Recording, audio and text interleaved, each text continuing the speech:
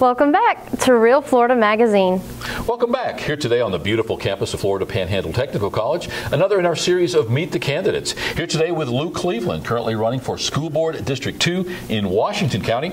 If you're a regular viewer of the show, you're familiar with our Meet the Candidates series, offering all of the announced candidates in Holmes, Jackson, Washington, and Bay counties right here in what we call the Real Florida to join with us in the studio for an interview so that you can virtually meet them, hear in their own words why you should and sometimes why you shouldn't vote for them.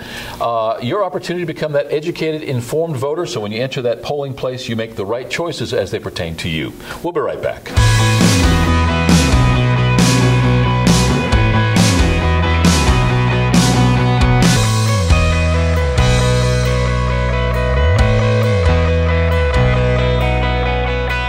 Welcome back. As mentioned, our guest today is Lou Cleveland, running for Washington County School Board District 2. Thanks for taking our invitation and joining with us here today.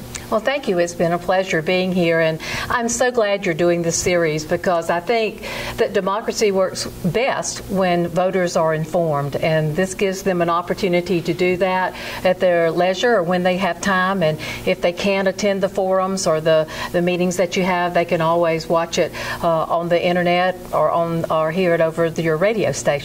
So you've got a really great facility here, and I'm glad that you're using it for such a great purpose. Well, thanks for those kind words. So often we say less is more, but in reality, there's no such thing as too much information. The internet is just that, sometimes too much information. The good part of the internet is anybody can put anything up there. The bad part is that anybody can put anything up there. And so it's up to us to discern what is good and what is bad. But in this case, it's you or the other respective candidate sitting in that hot seat, answering the tough questions and expressing to the voters exactly why you should be considered for that position for which you're running. So, again, thanks for being here today. And sometimes people have some trepidation coming in. You know, they're a little bit nervous, and so far I haven't seen that from you. So we look forward to discussing. What we usually do, Lou, is start off by giving you the opportunity to talk a little bit about your history, your heritage, your family, your time in Washington County, since that's where we find ourselves today, and ending up ultimately in your decision to run for that office and why you did just that. Well, I came to Washington County I got married to Al Cleveland, who worked at the Washington County Health Department, and I first got a job at Cottondale High School, and then Ms. McGraw, who was an icon in this community in terms of teaching math, got to know me through the First Baptist Church, and so she was ready to retire, and her job became open, and I applied for that and was able to teach in her classroom. And Washington County had a rich history of students who took the top level math. They had a great science program, great humanities program, and it was a pleasure to join that faculty and become part of that school system. So I taught there for 8 years. Then I had taught 3 years before I came to Washington County, and there was an opening at Japola College, and so I took the job as math coordinator, which was basically chairman of the math department at Japola, and then stayed there for around 25 years. So I had different jobs there, and so I ended up retiring last year as dean of the School of Education. And so I was going to stay out. I was going to be retired after 45 years. People say, well, you know, you probably deserve to be retired. But I just have a passion for education. And Northwest Florida State College was starting a new program of having observers go in and see their practicum students and interns in Walton County, and so I agreed to help them part-time do that. So I spent the last year doing that, mainly because my mother lived there and I got to see her at the same time that I was in Walton County, but she passed away during the year, and so I told them, I trained the person that was going to do it next year and told them I wouldn't be back. And then when Mr. Saunders decided not to run, there's just something that tugged at my heart about still being part of that education. It's part of my passion, it's part of my life, and so I decided that I would, after much thinking about, you know, to do that. I'm not a political kind of person myself. I've never really been in politics except answering questions from politicians or from board members about why the school did certain things or why we chose certain policies. But I look forward to the opportunity to do it should I get it, and I look forward to continuing in education as well. A couple questions arise. Firstly, and briefly, Northwest Florida State College, formerly Okaloosa Walton Junior That's College. Right. Mm-hmm. Great facility over there. At the same time, many of these, what were either technical colleges or junior colleges, became or at least adopted the name of State College.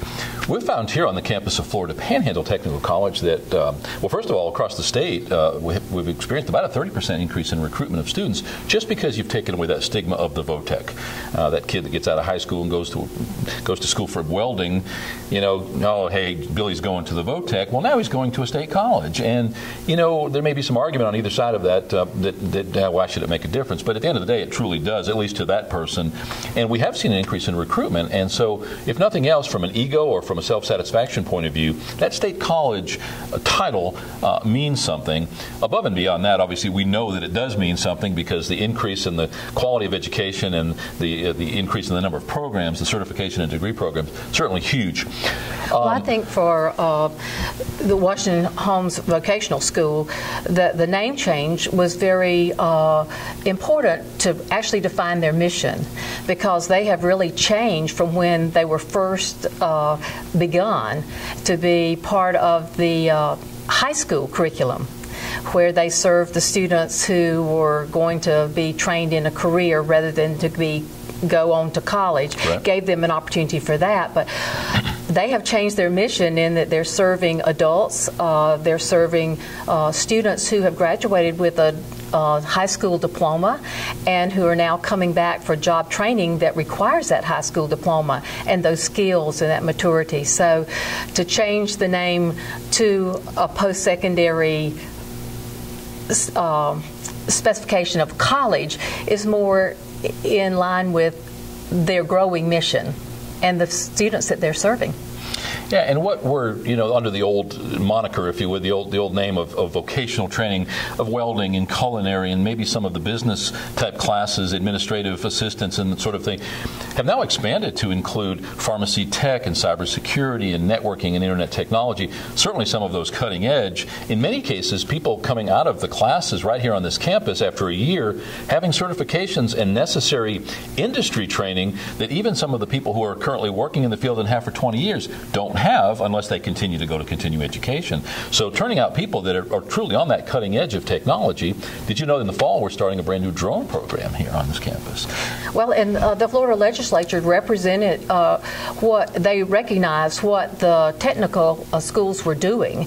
And the AS degree, some of the AS degrees, the ones that you were talking about, that were the higher level degrees that required college level coursework, they actually accept some of those programs as well as the AA, and students can transfer those on to the junior and senior level universities. So you can see how those careers have changed and how that has it's different than just the skill.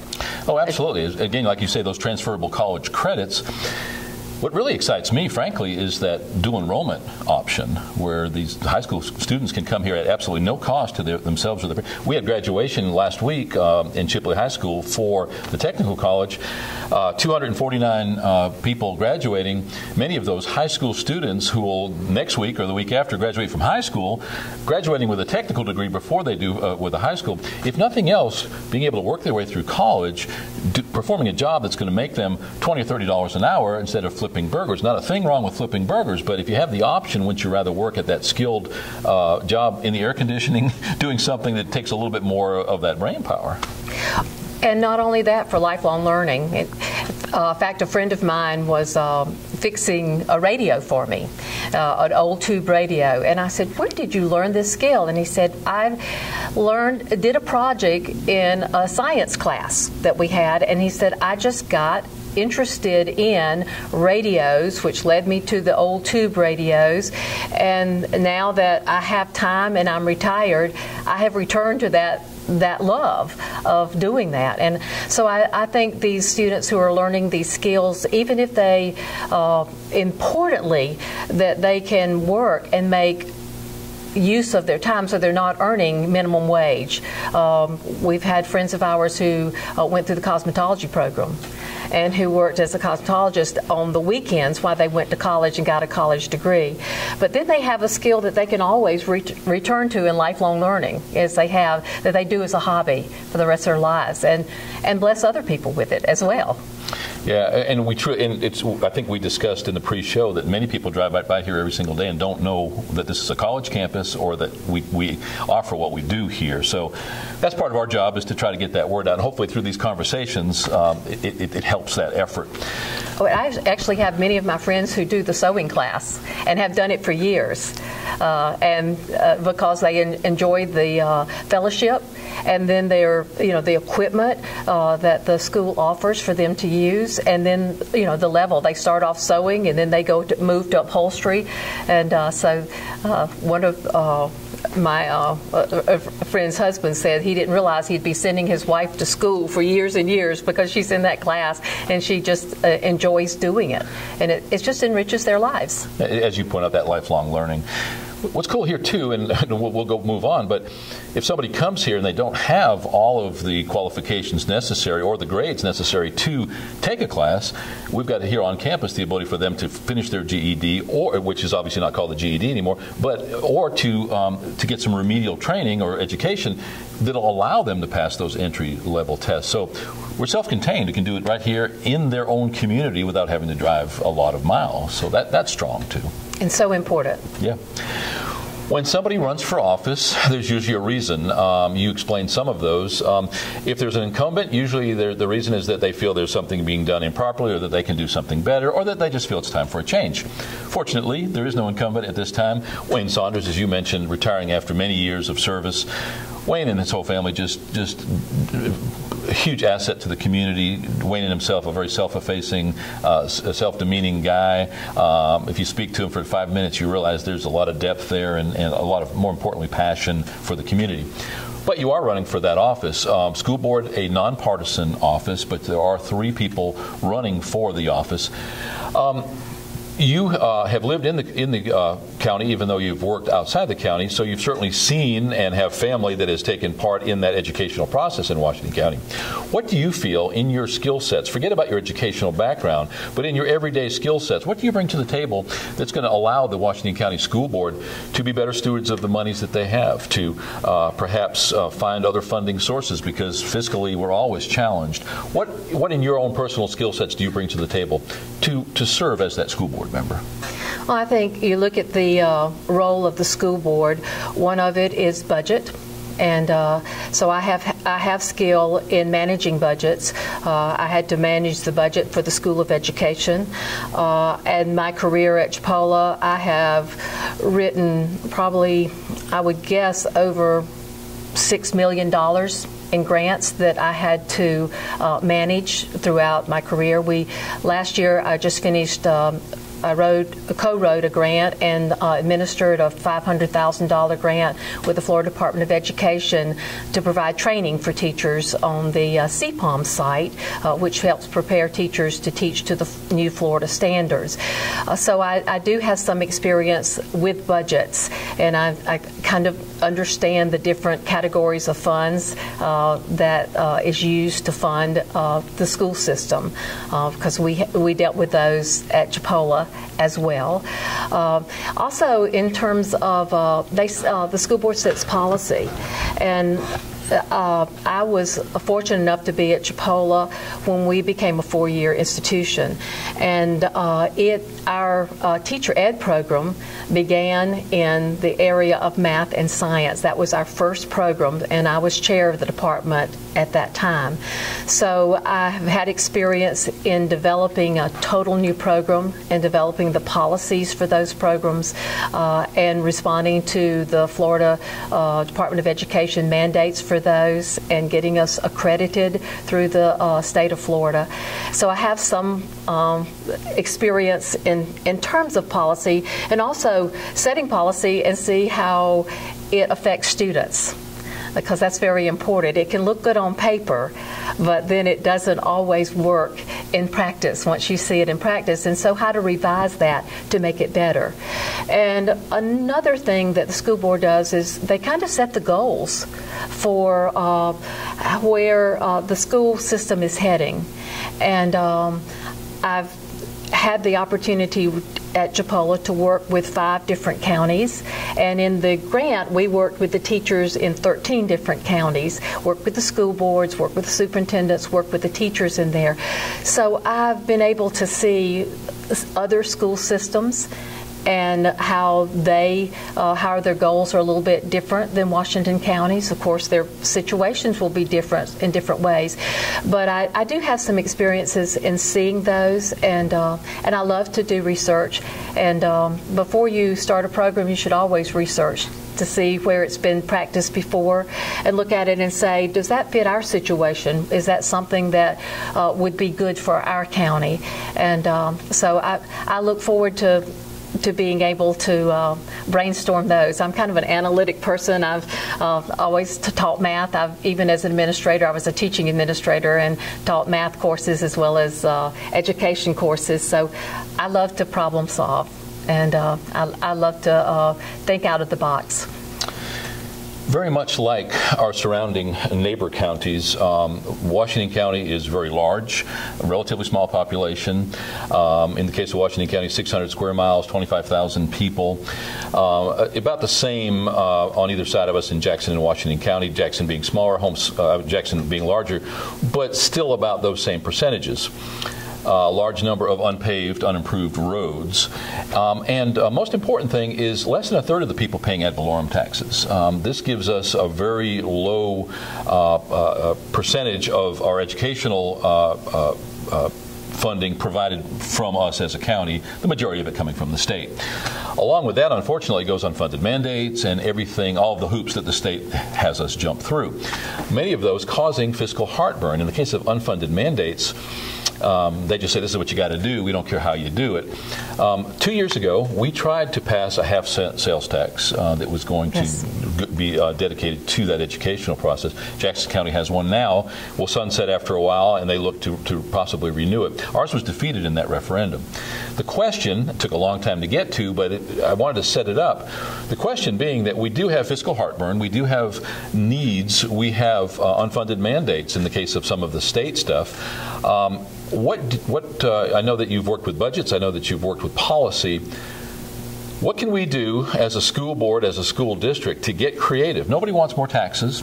Nobody wants to see people lose their jobs. Sometimes the fastest way to find new money is to simply fire employees, but nobody wants that, least of all the school board or the school superintendent. So what are our options, and what do you bring to the table as that new school board member to perhaps bring us into that next decade or that next area of need to be able to find those fundings? You mentioned grants, so we'll exclude that, and obviously that whole process being huge. What else can we do possibly as a school district besides maybe better educating our voters that maybe a half-cent sales tax is not just fair but necessary? What are your thoughts candidly on that broad ball of wax? Well, you hit the first one, is to help educate our voting population about how useful that would be to the school system to be able to do that. And if our students are going to compete against other students in Florida, and we all have to accept that we are tested and we are ranked, and the school system in Washington County is held accountable, as all the counties are in the state of Florida, then if we're going to give our students the same opportunities as students from other counties, then we're going to have to provide those similar experiences, especially in the area of technology. So I think education of what we need and how it's going to be useful. I think the voters of Washington County are logical and want what's best for the school. And if we're able to lay out our case clearly and plainly and show how the money that they are sacrificing will be used in a very productive way, that would be a great possibility. The other thing is that 25% of the ad valorem tax are used for the county school budget. So 61% comes from the state, and there are some categories in there that take for the fact that we are geographically large, that we have low income. So those are kind of built in in those areas. I think we need to make sure they stay in there. Because, say, Walton County, where 75% of their school budget is paid through their local taxes. Because of tourism. And because of the beaches, and their tax base is different.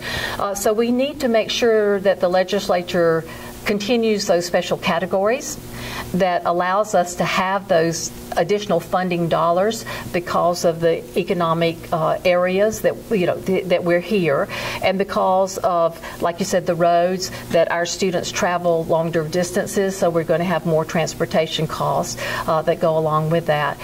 And also, we have not really pled the case to the legislature of Florida.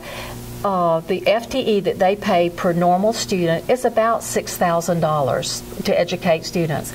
That is near the bottom in all the states, the 50 states. We're at the very bottom, within the bottom 10, where our students are ranking. If you look at the testing in reading and math, we're up in the 18 and 19 in state, in listing from 1 to 18 to 19. So here we're at the bottom of funding for students, and we're at the top of the list in terms of our students performing. So doesn't that tell you what a great job we're doing with the money that we're getting, and what the teachers are doing with the money that they're getting per FTE?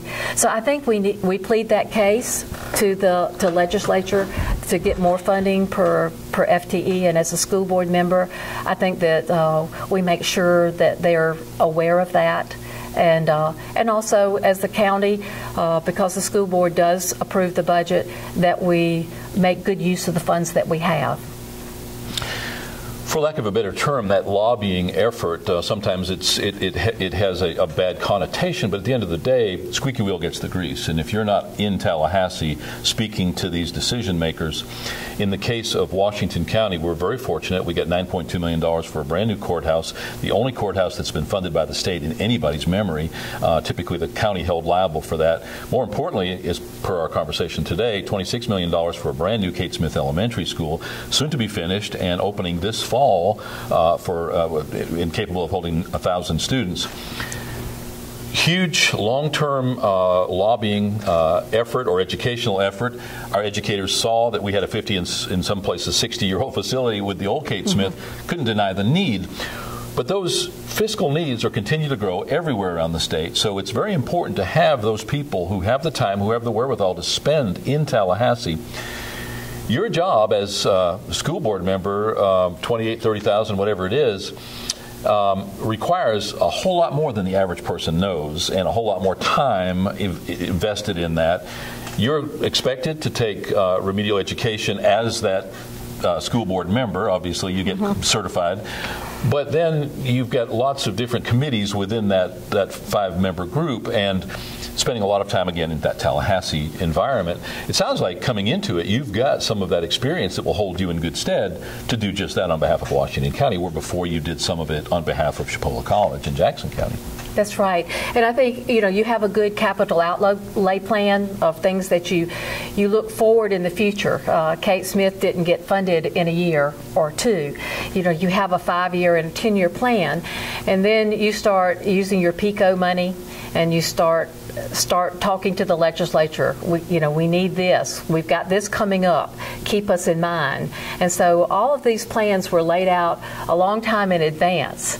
And then when the opportunity came and they had heard the story, it's like we were talking about laying out the story for the voters of Washington County. It's the same thing as laying out the plan for our legislatures, being in contact with them and making sure that they're aware of our needs and justifying those needs and not doing things capriciously.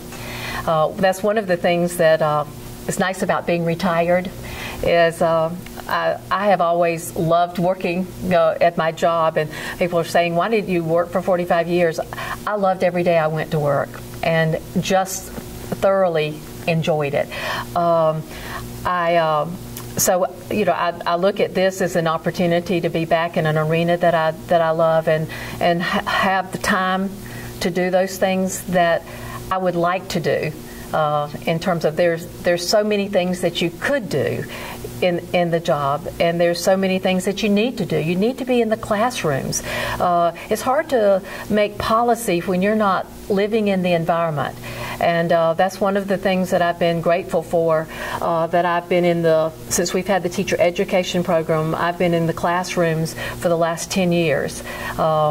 With watching interns teach, watching our practicum students teach, talking with teachers that we placed our interns with, what their philosophies of education were, what were their struggles, so that we could plan the curriculum for the teachers coming out. Those pre-service teachers, we didn't want to produce pre-service teachers and then have the districts have to retrain them. We wanted to make sure that our curriculum trained them to be job ready, and so that they were hired not the first year, but the second year and the third year, and that they not only made impact in instructional gains on students their third year, but they did it their first year and only got better. Who would have thought 10 years ago, 20 years ago, that we would use the terms active shooter and elementary school in the same sentence? Unfortunately, all too often in the news do we see exactly that.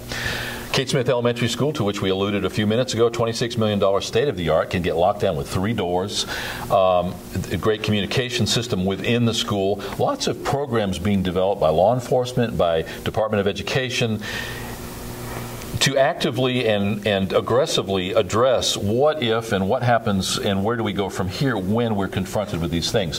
SROs, or school resource officers, being one of our first lines of defense.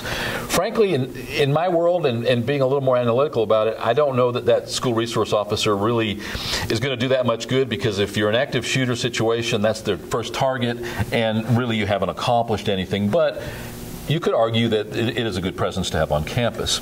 Currently in Washington County, not unlike other surrounding counties, we can't afford to put them in every school. Currently putting them in middle school, high school. Bullying and fights and all that goes along when you've got all that testosterone-laden environment. You've got these police officers on site. That said, Washington County contributes part of the budget for that. Our Sheriff's Department provides some of that funding as well.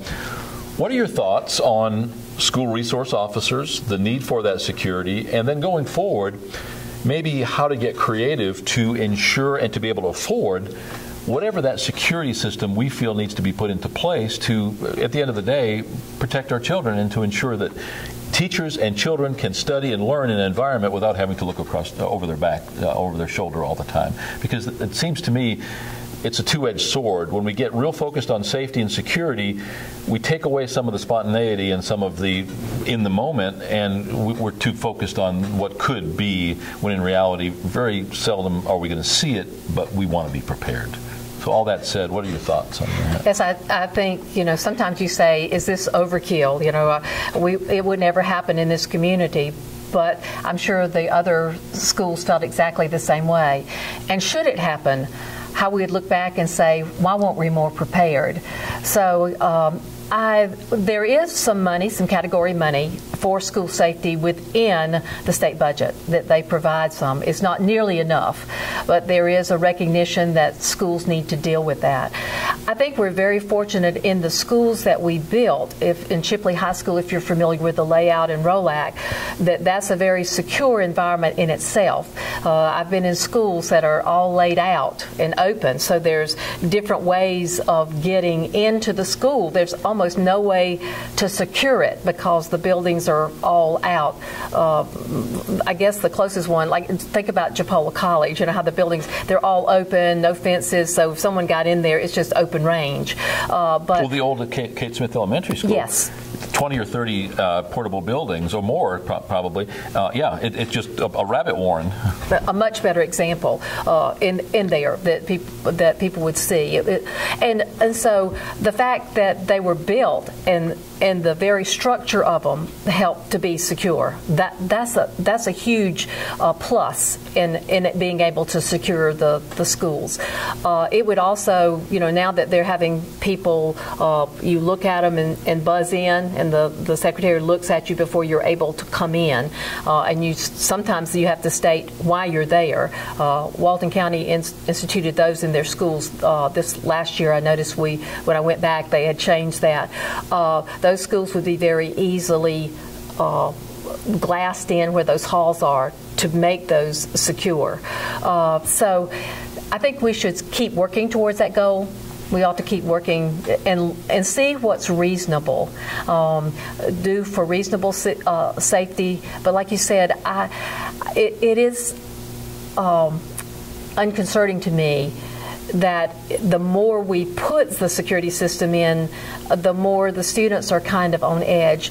I was in a classroom, I was in a third grade classroom, and a student was actually reading a story, and the classroom next to them made a loud noise, and they were cheering.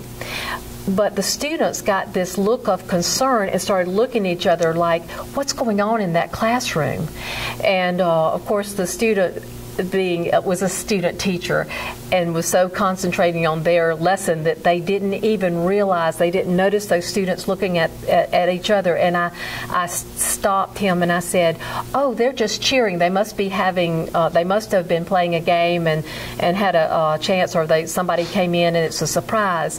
So where we take that for granted and know how to discern it, I had forgotten that students, when they hear loud noises going on, and that they become concerned, and they're almost indoctrinated into that, even in a third grade class. So I think that's unfortunate, but it's the way of our society, and we need to be vigilant, and we need to learn the lessons from those who have gone through those tragedies, and study the situation, learn what we can, just as law enforcement does. The school system needs to do the same thing, and make sure that we have a plan in action, and that it needs adequate protection for those. And in some ways, we've almost robbed our children of their innocence. Yes, we have. And they don't recognize it or know it because they don't know any difference. But for us, we look at that, and it's again, it's terrible to have to deal with, but shame on us if we don't.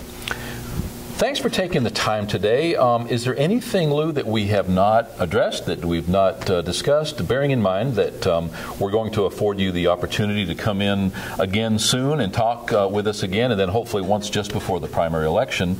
So you'll have some other opportunities, but is there anything today that you would just like for our viewers to hear? Well, I really say this from my heart. We are so blessed to have the school board that we have, and the people in our county office, as we worked with the different counties with this training grant. The Washington County School Board office worked so well with us. They were the first ones that gave us inroads in there. We had planning meetings, and we had a large amount of money. And instead of just following the plan that the state gave us and said, okay, go in and do these trainings, this is what you say, this is the PowerPoint, we actually offered and said, what can we do that would most help the county? How could we use the money earmarked for your county that would make the most difference in your schools? And Washington County came forth and just did a tremendous job in making plans. They used more than their share of money because they said, we could use this, we could use this, we could use this. And when other schools didn't take advantage, we were able to shift that money over to them. For instance, Debbie Bush, we were talking about math, and I said, what could we do the best to impact math, teaching of math towards the standards? And she said, I went to this training called Formative Assessment, and she said, I wish every one of our math teachers could see that. And I said, let's see if we can get it here. And so we offered formative assessment. The grant paid for it, paid for the teachers to come. And we offered that formative assessment for the teachers in Washington County because Debbie Bush took the lead on doing that. So when I thought, you talked about, how do you think, why do you run for school board? I think you think about a lot of different things and what you think you can give, but also working with the people, can you make a difference? I really believe that I could work with the people who were in the school board.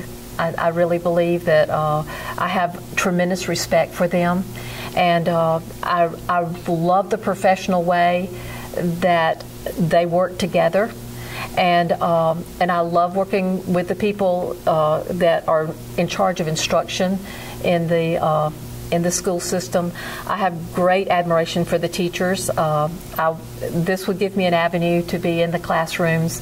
And again, I think that's important if you're developing goals and policies to know what's going on. You be out of the classroom for 5 years and it's changed. The students have changed. What teachers are having to do is changing. And so I think that that's one of the reasons I chose to run, and hopefully can work to make a difference, a positive difference in Washington County. Well said. I'm going to give you the opportunity to look right into that lens of the camera and to speak directly to those voters who are going to enter the polling place at that time and tell them why they should vote for you for Washington County School Board District 2. Okay, thank you. Well, I appreciate the opportunity to share my thoughts with you through this interview today, and I want you to know that I'm very passionate about education, and if anyone who knows me knows that I'm a hard worker. I love education. I see opportunities, and since I'm retired, I would have full-time to work on behalf of the parents and the students and the employees of the Washington County School Board.